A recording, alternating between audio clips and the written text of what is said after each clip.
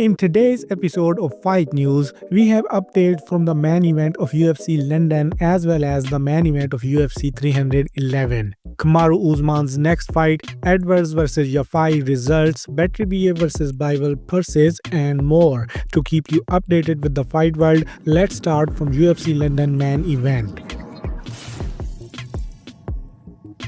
Leon Edwards revealed in DAZN Boxing broadcast that he is headlining the UFC's O2 card in London on March 22nd.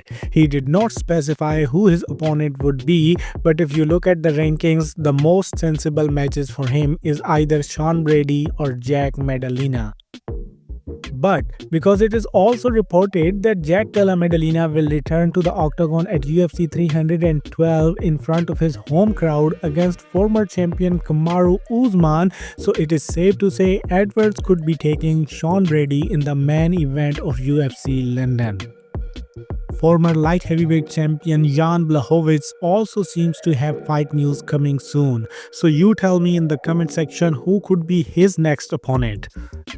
Francis Ngannou keeps the talk of a fantasy matchup with Jon Jones alive by issuing another call-out, and UFC bantamweight title contender Nurmagomedov reveals a recent arm injury that kept him from accepting a fight for the January card, but says now he is ready for a fight. Maybe you don't know, but he can't fight in February or March as well because of Ramadan, so you can expect his return in April or later. Khamzat Chimaev also revealed at Hustle podcast that he had half his thyroid removed, 5 to 6 surgeries and 7 to 8 fractures over the past few years that prevented him from competing as often as he wanted. But now he is healthy and fans will be able to watch him more often.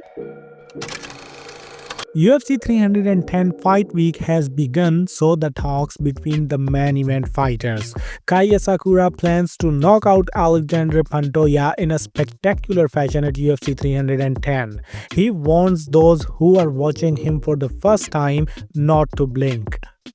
Kai Asakura also revealed that his first ever real fight was against his older brother, who was a street fighter and had run out of opponents. It made Kai realize his potential, leading him to pursue an MMA career.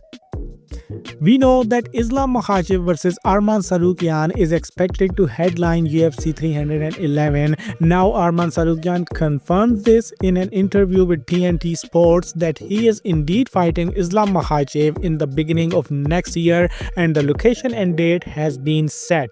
The official announcement will be expected to be revealed next week. Tsarukyan says he intends to finish Islam Makhachev, as it is written in his contract that if he gets the finish, he will get more money. He also says that although he would try to finish the fight, the main thing is to win the belt, so it doesn't really matter how he wins the fight. He also says that if he wins the belt, he wants a rematch with Charles Oliveira to finish him this time. UFC 311 co-headliner Jamal Hill adds more context to his fight against Alex Pereira at UFC 300 and says that Pereira advanced during a timeout, leading to him getting knocked out. He also goes off on Michael Bisping as he wasn't happy with the sore loser remarks by him. Bisping in response explains he was being nice and not talking shit. Now let's move towards the boxing side.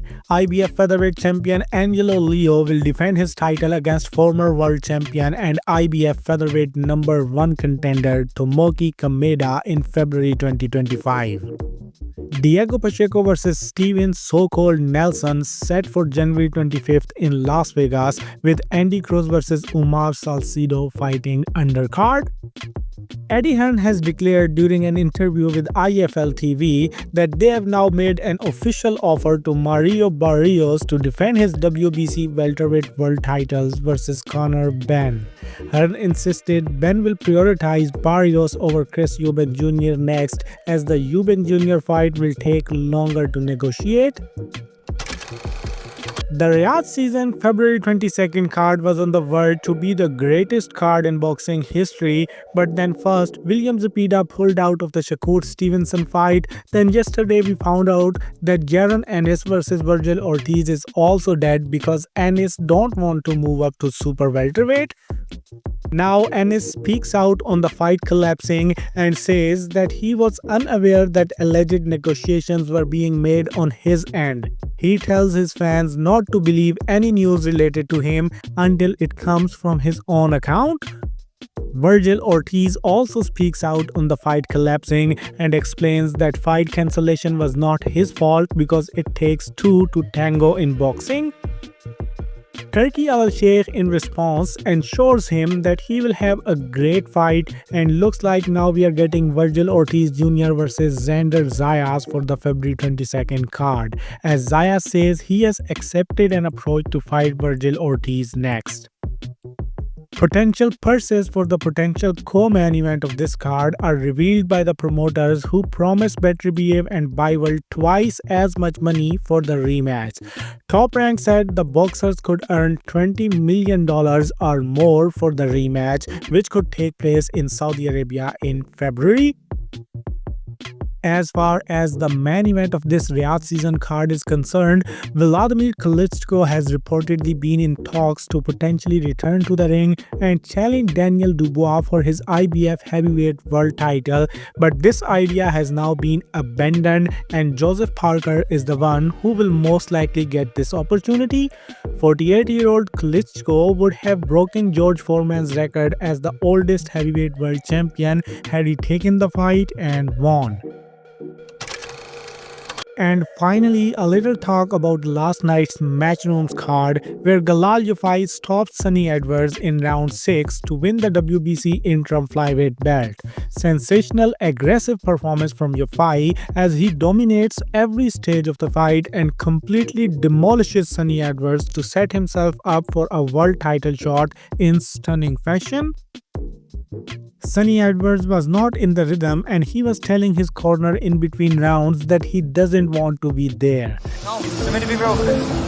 I don't want to be. He bows to Yafai and hands him the belt after being stopped by him. He then announced his retirement from boxing at the age of 28 immediately after his defeat, and then showed more respect for his opponent by uploading a picture with him on his Instagram account.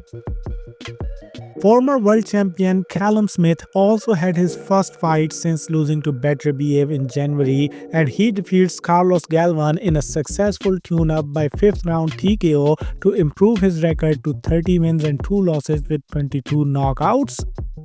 Eddie Hearn had mentioned leading up to this fight that if Smith was victorious on Saturday, he would look to make a big fight for him in Q1 of 2025. So Smith versus Boatsi would be a great British matchup next. Last and least news is that Kurmel Morton has explained why he came in 15.7 pounds overweight for his since cancelled fight originally scheduled for last night. And that's all, because now you are completely up to date with the fight world. Like the video if you enjoyed it and subscribe to the channel to stay updated. Now I'll see you tomorrow. Till then, watch the new horror trailer for Usyk vs Fury rematch by clicking the link in the description, and then do whatever you want.